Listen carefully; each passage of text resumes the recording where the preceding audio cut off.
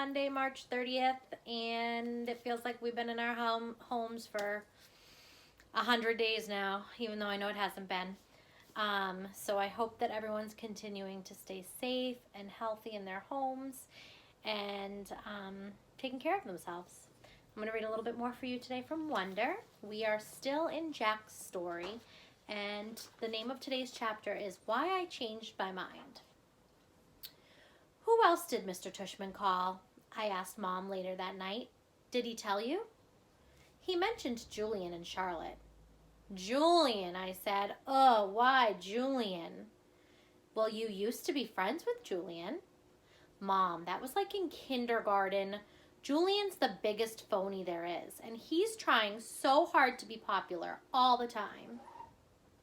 Well, said Mom, at least Julian agreed to help this kid out. Got to give him credit for that. I didn't say anything because she was right.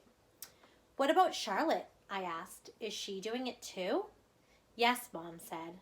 Of course she is. Charlotte's such a goody two-shoes, I answered. Boy, Jack, said Mom, you seem to have a problem with everybody these days. It's just, I started. Mom, you have no idea what this kid looks like.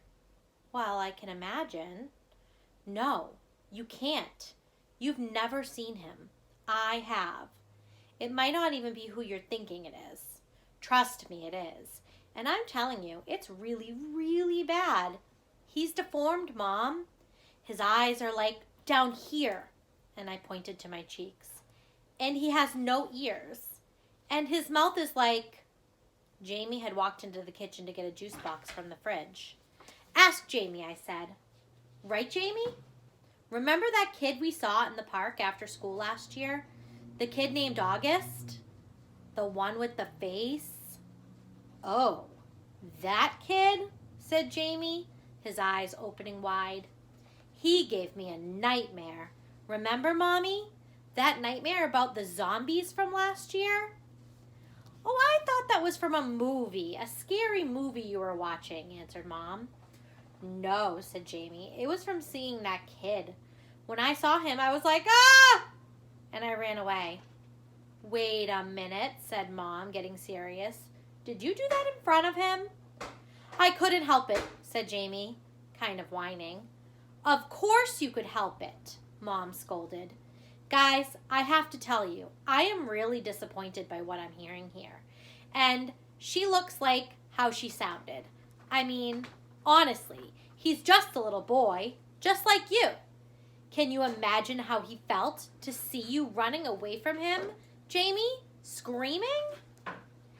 It wasn't a scream, argued Jamie. It was like an, ah! And he put his hands on his cheeks and started running around the kitchen. Come on, Jamie, said Mom angrily. I honestly thought both my boys were more sympathetic than that. What's sympathetic? Asked Jamie, who was the only one going into second grade. You know exactly what I mean by sympathetic, Jamie, said Mom. It's just, he is so ugly, Mom, said Jamie. Hey, Mom yelled, I don't like that word. Jamie, just get your juice box. I want to talk to Jack alone for a second. Look, Jack, said Mom as soon as he left, and I knew she was about to give me a whole speech. Okay, I'll do it, I said, which completely shocked her. You will? Yes. So I can call Mr. Tushman? Yes, Mom. Yes, I said yes. Mom smiled. I knew you'd rise to the occasion, kiddo. Good for you.